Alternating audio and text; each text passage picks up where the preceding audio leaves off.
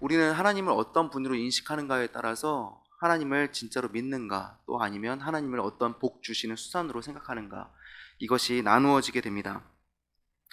하나님을 나의 왕이시고 그리고 또 주인이라고 고백하면서 실제로 그렇게 하나님을 믿으며 살아간다면 우리의 고백은 욥이 했던 고백과 같아지게 됩니다. 하나님께서 부귀영화를 욥에게 주셨습니다. 그러나 하루아침에 욥을 망하게 하셨을 때 욥의 고백은 어땠을까요? 욥은 이렇게 고백하고 있습니다. 욥기 1장을 보면 욥은 이렇게 고백합니다. 욥이 일어나 겉옷을 찢고 머리털을 밀고 땅에 엎드려 예배하며 이르되 내가 모태에서 알몸으로 나왔사온즉 또한 알몸이 그리로 돌아가올지라. 주신 이도 여호와시오 거두신 이도 여호와시오니 여호와의 이름이 찬송을 받으실지니이다 하고 이 모든 일에 욥이 범죄하지 아니하고 하나님을 향하여 원망하지 아니하니라 라고 고백합니다. 하루아침에 욥은 어떤 사람이 당할 수 있는 최대한의 최고의 고난을 당하게 됩니다. 그럴 때 욥은 하나님을 원망하는 것이 아니라 오히려 하나님을 찬양하고 하나님을 경배하는 모습을 보여줍니다. 욥이 이렇게 할 수 있었던 이유는 자신이 누리던 모든 것의 주인이 하나님이시고 또 하나님께서 그 모든 것의 왕 되심을, 자신의 왕 되심을 믿었기 때문입니다.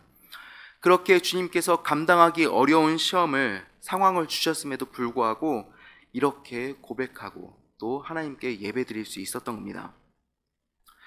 그런데 하나님을 믿으면서도 하나님을 가볍게 생각한다면, 혹은 하나님을 나의 왕으로 믿지 않는다면 하나님을 어떤 기능이나 수단으로 인식하게 됩니다. 그저 나에게 복을 주시는 분으로, 내가 원한을 이루어줄 수단으로 생각하게 되는 겁니다. 그 모습을 오늘 본문의 이스라엘 백성들을 통해서 보게 됩니다.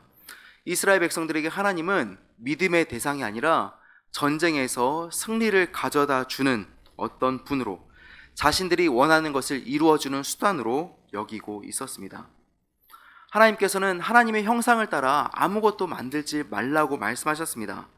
그 이유는 잘못하면 하나님을 믿기 위해서 만들기 위한 형상이, 하나님을 믿기 위해 만든 형상이 하나님을 대신할 우상으로 전락하게 만들 수 있기 때문입니다. 우리가 하나님을 알 수 없기 때문에 하나님을 알 만한 것들을, 이제 도움을 받을 만한 것들을 만들게 되면 그것이 오히려 우상이 되어서 하나님의 자리를 차지할 수 있기 때문에 하나님께서는 어떤 우상도 만들지 말라, 하나님을 본따서 어떤 형상도 만들지 말라고 말씀하셨습니다. 그런데 언약궤는 다릅니다. 하나님께서 언약궤를 만들라고 말씀하신 이유는 이스라엘 백성들과의 언약을 기억하고 기념하면서 하나님의 임재를 상징하기 위한 것이었습니다. 그런데 오늘 말씀 속에서는 하나님을 상징하는 언약궤조차 우상처럼 여기는 이스라엘의 모습을 또한 보게 됩니다. 오늘 본문인 4장에서는 이스라엘의 전쟁이 시작되는 것을 보게 됩니다. 그 전쟁에서 엘리의 아들들과 이스라엘 백성들은 블레셋과의 전쟁에서 패배하는 모습을 보게 됩니다. 그 패배의 원인은 무엇일까요? 그 패배의 원인은 앞에 사무엘상 2장부터 우리가 찬찬히 살펴봐야 합니다. 홈니와 비느하스, 그리고 이스라엘 백성들은 하나님을 자신들의 왕으로 인식하고 믿는 것이 아니라 어떤 자신들의 원하는 것을 이루어줄 수단으로, 기능으로 대했음을 보게 됩니다. 이 장을 보면 홈니와 비느하스, 엘리의 아들들인, 이스라엘의 제사장인 엘리의 아들들인 홈니와 비느하스가 하나님을 굉장히 가볍게 대하는 모습을 보게 됩니다. 하나님께 드려야 할 제물들을 자신들이 가로채는 일도 행했을 뿐더러 또 엘리가 이들을 훈계하지만 엘리의 훈계조차 듣지 않는, 통하지 않는 그런 모습을 보게 됩니다. 그에 대한 결과로 2장과 3장에서는 엘리의 집에 심판이 내려질 것을 말씀하십니다. 2장에서는 내 두 아들 홈니와 비느하스가 한날에 죽으리니 그 둘이 당할 그 일이 내게 표징이 되리라 라고 엘리의 집에 심판이 내렸음을 말씀합니다. 그리고 3장에서는 이 일이 확실하게 이루어질 것이다 라는 말씀을 또 한 번 주십니다. 그런데 그때 하나님께 돌아가고 또 회개했다면 하나님께서 마음을 바꾸셨을 수도 있지만 엘리와 그의 집은 그 가던 길에서 돌아서지 못하고 그 하나님의 심판의 말씀을 다 받게 됩니다. 그리고 오늘 본문인 4장에서는 그 심판의 말씀이 이루어지는 것을 우리가 보게 되는 겁니다. 오늘 말씀에서 볼 수 있는 것은 이스라엘 전쟁을 겪으면서 이스라엘의 영적 상태가 어땠는지를 우리가 보게 되고, 또 전쟁의 결과를 통해서 하나님께서 무엇을 말씀하시고자 하는지를 우리가 보게 되는 겁니다. 오늘 본문인 4장 1절부터 4절 말씀 보면 이스라엘과 블레셋의 전쟁이 일어나는 것을 보게 됩니다. 사무엘의 말이 온 이스라엘에 전파될 때, 사무엘이 이스라엘을 다스리기 시작했을 때, 그때 이스라엘은 어떤 상황이었는지를 우리가 보게 되는 겁니다. 블레셋 사람들이 이스라엘에 쳐들어오게 되었습니다. 그래서 블레셋과 이스라엘이 전쟁을 치르게 되었습니다. 첫 번째 전쟁에서 이스라엘이 패배하게 됩니다. 그리고 거기서 4,000명 정도가 죽었다라고 말씀합니다. 그래서 이스라엘 백성들이 이 원인을 분석하기 시작합니다. 3절 말씀은 이렇습니다. 백성이 진영으로 돌아오매 이스라엘 장로들이 이르되 여호와께서 어찌하여 우리에게 오늘 블레셋 사람들 앞에 패하게 하셨는고, 여호와의 언약궤를 실로에서 우리에게로 가져다가 우리 중에 있게 하여 그것으로 우리를 우리 원수들의 손에서 구원하게 하자 하니 라고 말씀합니다. 이스라엘 백성들의 모습을 보면 패배하고 하나님을 찾는 것처럼 보이지만 정작 하나님께 어떻게 해야 하는지를 구하지는 않습니다. 이스라엘이 승리할 때를 찾아보면 어떤 때 승리하게 되냐면 하나님을 의지할 때 승리하게 됩니다. 그리고 하나님께 간구할 때 하나님께서 어떻게 해야 하는지 그 방법까지 다 알려주시고 승리하게 하시는 것을 보게 됩니다.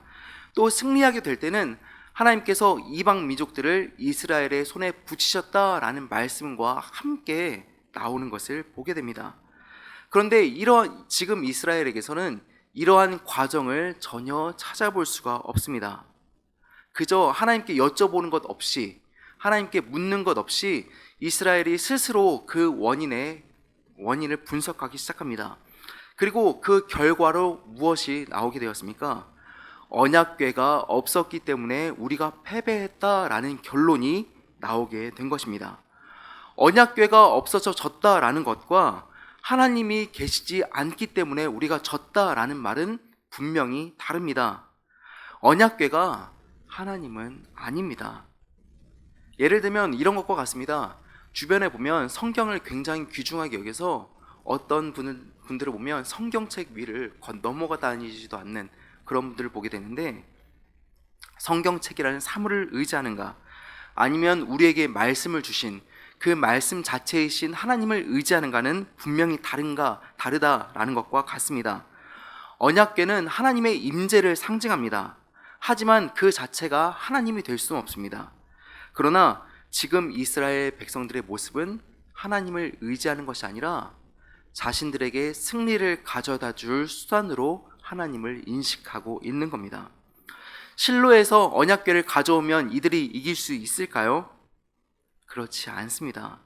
하나님도 아니고 하나님을 상징하는 도구를 믿는 이스라엘 백성들의 모습을 보여주고 있는 겁니다. 언약궤를 전쟁에서 승리하기 위한, 이스라엘의 승리를 주는 도구로 생각하고 있는 이스라엘 백성들의 모습을 보여주고 있는 겁니다. 결국 이들이 잘못된 원인으로 잘못된 결과를 도출해내서 결국 실로에서 언약궤를 가져오게 됩니다. 그리고 홈리와 비나스도 함께 오게 됩니다. 언약궤는 앞에서 말씀드린 것처럼 하나님의 임재를 상징하는 도구입니다. 이스라엘이 40년 동안 광야 생활을 시작하던 초기에 만들어졌고, 이스라엘 백성들의 예배에 중심적인 역할을 했던 것이 언약궤입니다. 이 언약궤 안에는 3가지가 들어있었습니다. 먼저 첫 번째는 십계명 돌판이 들어있었고, 또 만나를 담은 항아리가 들어있었고, 아론의 쌍난 지팡이가 들어있었습니다. 십계명 돌판은 하나님께서 이스라엘에게 말씀하시는 것을 보여줍니다. 또 만나는 그 광야에서도 하나님께서 필요한 양식을 공급하셨다는 것을 상징합니다. 또 지팡이는 이스라엘을 하나님께서 구원하셨다는 것을 상징합니다. 그래서 그 단단한 금 덮개 위에 속죄소, 거기는 하나님의 말씀이 주어지던 자리였습니다. 이스라엘은 실로에 있던 중앙 성소에 언약궤를 두었습니다. 이스라엘은 하나님께서 언약궤를 통해 하나님이 어떤 분이시고 어떻게 자신들에게 말씀하신지를 알고 분명히 배울 수 있었습니다. 이스라엘 백성들은 언약궤를 보면서 보이지 않는 하나님께 초점을 맞출 수 있었습니다. 그러나 언약궤 자체는 앞에서 말씀드린 것처럼 하나님을 상징하는 도구일 뿐이지 그 자체가 하나님이 될 수는 없었습니다. 그런데 이스라엘은 그것을 생각하지 못하고 언약궤가 오면 자신들이 승리할 것처럼 생각하고 있는 겁니다. 그 결과는 어땠을까요? 4장 5절부터 11절 말씀 보면 언약궤가 왔어도 이스라엘이 패배하는 모습을 보게 됩니다. 언약궤가 도착했을 때 이스라엘 백성들의 사기는 계속해서 올라가기 시작합니다. 반면에 블레셋 사람들은 두려워하기 시작합니다. 언약궤가 도착했을 때 이스라엘 백성들은 소리를 지르면서 이제는 우리가 이길 수 있다라고 생각하기 시작했습니다. 이제는 이길 수 있다라는 확신이 함성으로 나타나게 된 겁니다. 반면에 블레셋은 사기가 떨어지기 시작합니다. 블레셋이 두려워하는 이유는 하나님이 어떤 분이신지 블레셋 사람들도 알고 있었기 때문입니다. 블레셋이 아는 하나님은 어떤 분이십니까? 강력한 신입니다. 또 광야에서 여러 가지 재앙으로 애굽을 치신, 승리하신 하나님으로 인식하고 있었습니다. 그래서 사기가 떨어질 때 블레셋의 어떤 한 사람이 정신을 차리고 소리 지르기 시작합니다. 9절 말씀 보면 블레셋 사람들아 대장부답게 힘을 내어라. 그렇지 않으면 히브리 사람이 우리의 종이 되었던 것처럼 우리가 그들의 종이 될 것이다. 너희는 대장부답게 나가서 싸워라 라는 말로 블레셋 사람들을 깨우기 시작합니다. 두 번째 전쟁에서 결과는 어땠을까요? 이스라엘이 대패해서 첫 번째 전쟁에서는 4,000명 정도가 죽었는데 두 번째 전쟁에서 실로에서 언약궤가 오고 난 뒤에 그 전쟁에서는 3만 명이 사망하게 됩니다. 그리고 하나님의 궤는 빼앗기게 되었고 엘리의 두 아들 홈니와 비느하스도 그 자리에서 죽게 되었습니다. 홈니와 비느하스에게 이루어진 하나님의 심판의 말씀이 그대로 이루어지는 것을 보게 되는 겁니다. 첫 번째 전투와 두 번째 전투의 차이점은 언약궤에 있습니다. 첫 번째 전투 이후에 이스라엘 백성들은 패배의 원인을 분석했습니다. 그런데 원인 분석이 잘못되었던 겁니다. 원인 분석이 잘못되었기 때문에 패배의 결과도 잘못된 결론이 도출되었습니다. 이 모든 것은 원인과 결과를 분석하는 이스라엘 백성들이 잘못되었기 때문입니다. 그래서 오늘 말씀 속에서는 이스라엘이 패배하고 언약궤를 빼앗기고 홈니와 비느하스가 죽는 결과를 보게 되는 겁니다. 이렇게 언약궤는 빼앗겼지만 하나님께서는 사무엘상 5장과 6장을 통해서 스스로 이 모든 일을 수습하시는 것을 보여줍니다. 블레셋의 중심에서도 하나님은 여전히 하나님이셨습니다. 이스라엘은 하나님을 무시했지만 오히려 블레셋이 하나님의 능력을 경험하고 하나님을 무시하지 못하게 되는 것을 하나님께서는 보여주십니다. 오늘 본문인 4장 12절부터 22절까지는 전쟁의 후기가 어떤지를 보여주기 시작합니다. 엘리의 가문에 내려진 하나님의 말씀이 그대로 이루어지는 것을 보게 됩니다. 엘리에 대해서 말씀할 때 항상 안타까운 점은 그의 눈이 어두워졌다라는 말과 함께 나온다는 것입니다. 오늘 본문인 4장 15절에서도 똑같이 말씀하고 있습니다. 그의 나이가 많아 그의 눈이 어두워졌다라고 말씀하는데 이것은 단순히 엘리의 신체적인 눈이 어두워졌다는 것을 의미하는 것뿐만 아니라 엘리의 영적인 상황과 더 나아가서 이스라엘의 영적인 상황이 어떤지를 보여주고 있는 겁니다. 엘리에게 일어난 일은 어떤 겁니까? 아들들이 죽었고 하나님의 궤를 빼앗겼다는 소식을 들은 엘리는 충격을 받고 의자에 앉아 있다가 뒤로 넘어져서 죽게 됩니다. 엘리는 이렇게 허망하게 40년간의 사사의 삶을 마치게 되었습니다. 그리고 엘리의 집에 있었던 엘리의 며느리 비느하스의 아내도 충격을 받고 갑자기 출산을 하게 됩니다. 아이를 낳다가 그의 며느리는 죽게 됩니다. 그러면서 죽으면서 그 아이의 이름을 이가봇이라고 짓게 되는데 하나님의 영광이 이스라엘을 떠났다라는 의미를 가집니다. 그런데 가만히 생각해 보면 이것도 좀 잘못된 생각이라는 것을 하게 됩니다. 왜냐하면 단지 언약궤를 빼앗긴 것이지 하나님께서 이스라엘을 떠나신 것이 아니기 때문입니다. 언약궤를 빼앗겼다고 하나님의 영광이 떠났다면 하나님의 영광은 블레셋에 있어야 합니다. 하지만 하나님께서는 이스라엘을 떠나지 않으셨고 여전히 이스라엘의 하나님이 되어 주셨습니다. 비나스의 아내가 이렇게 표현한 것은 자신의 가문이 망한 것을 두고 이렇게 과대 해석을 하고 있는 겁니다. 엘리 가문을 향한 심판의 말씀은 이렇게 모두 이루어지게 되었습니다. 엘리의 집에 일어난 일은 충분히 비극적으로 보일 수 있습니다. 그러나 이 비극은 단순히 엘리의 집에 국한된 것은 아니었습니다. 이스라엘의 모든 집에 이 언약의 말씀이, 심판의 말씀이 이루어지게 되었습니다. 죽음을 당한 3만 4천 명 중에는 가장도 있었을 것이고 한 집안에 아들도 있었을 겁니다. 평범한 사람의 가정도 아픔을 겪게 된 것을 우리가 보게 되는 겁니다. 엘리만의 책임이었을까요? 그렇지 않습니다. 하나님을 무시하고 가볍게 여긴 이스라엘의 책임이라고 볼 수 있는 겁니다. 하나님을 무시하는 영적인 타락이 이스라엘 곳곳에 침투해 있어서 그 결과로 오늘 말씀을 받게 된 겁니다. 그리고 하나님께서는 이렇게 타락한 이스라엘을 그대로 두고 보지 않으시고 이어지는 말씀에서는 하나님 되심을 보여주시고 또 7장에 가서는 사무엘을 통해서 이스라엘의 영적 각성을 일으키시는 것을 보여주십니다. 오늘 말씀을 통해서 우리가 확인해야 할 것이 있습니다. 어떤 것이냐면 우리는 하나님을 어떤 분으로 인식하는가, 이 질문에 대해서 우리가 답을 해야 한다는 것입니다. 하나님이 나의 주인이라고 고백하면서도 우리는 하나님을 어떤 도구로 대하고 있지 않는가, 혹은 하나님을 나에게 복을 주시는 분으로 생각하고 있지는 않는가를 돌아봐야 합니다.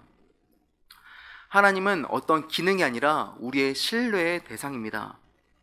그런데 우리도 이스라엘 백성들처럼 하나님께 어떤 뜻을 여쭤보지도 않고 하나님의 응답도 기다리지 않고 우리가 하고 싶은 대로, 원하는 대로 했다가 그 일이 이루어지지 않게 된다면 하나님을 원망하는 모습을 종종 보이게 됩니다.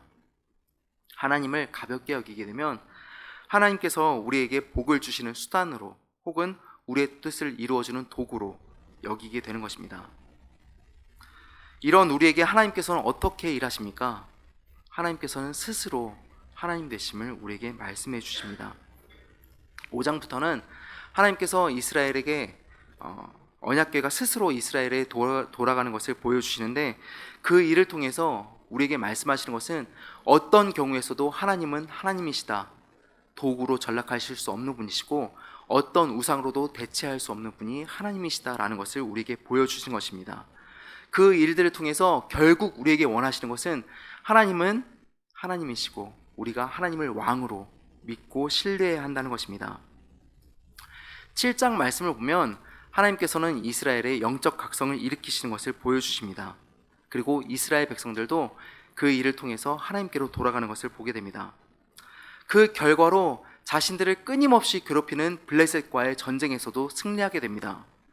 7장에 가면 블레셋과의 전쟁에서 이스라엘이 승리하는 모습을 보게 되는데 그때 전쟁을 철저히 준비하고 계획해서 승리하게 된 것이 아니라 사무엘이 번제를 드리고 있을 때 블레셋 사람들이 이스라엘과 싸우려고 다가왔고 하나님께서는 어떻게 승리하게 하시냐면 큰 천둥 소리를 일으켜서 블레셋 사람들을 당황하게 하심으로 이스라엘이 승리하게 하시는 것을 보게 됩니다. 이기기 위한 수단으로 하나님을 찾았을 때는 이스라엘이 패배했습니다. 하지만 하나님을 신뢰했을 때는 이스라엘이 어떤 준비도 되어 있지 않았지만 승리하게 되었습니다. 이렇게 하나님을 신뢰하면서 어떤 복을 주시는 수단이라 기둥으로 생각하는 것이 아니라 오직 하나님만을 의지할 수 있는 저와 성도님들이 될 수 있기를 바랍니다. 그래서 오늘 하루를 살아가면서 하나님 그 자체로 주님이 나의 왕이십니다 라는 고백을 드리면서 살아갈 수 있기를 바랍니다. 그래서 앞에 말씀드렸던 그 욥의 고백이 주신 이도 여호와시오 거두신 이도 여호와시니 그 모든 그 고백이 우리의 고백이 될 수 있기를 바랍니다. 오늘 하루를 온전히 주님과 동행하면서 올려드릴 수 있는 저와 성도님들 될 수 있기를 바랍니다. 기도하겠습니다. 사랑해 주님 감사합니다. 하나님, 주님만이 우리의 왕 되십니다. 주님만이 우리의 주인 되십니다. 우리가 그 고백대로 살아갈 수 있도록 주님께서 붙잡으시고 인도하여 주시옵소서.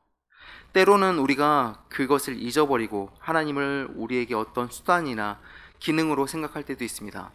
하지만 주님, 그런 모습이 보일 때마다 다시 한번 우리에게 깨우쳐 주시고 하나님의 하나님 되심을 믿으며 의지하며 나아갈 수 있게 하여 주시옵소서.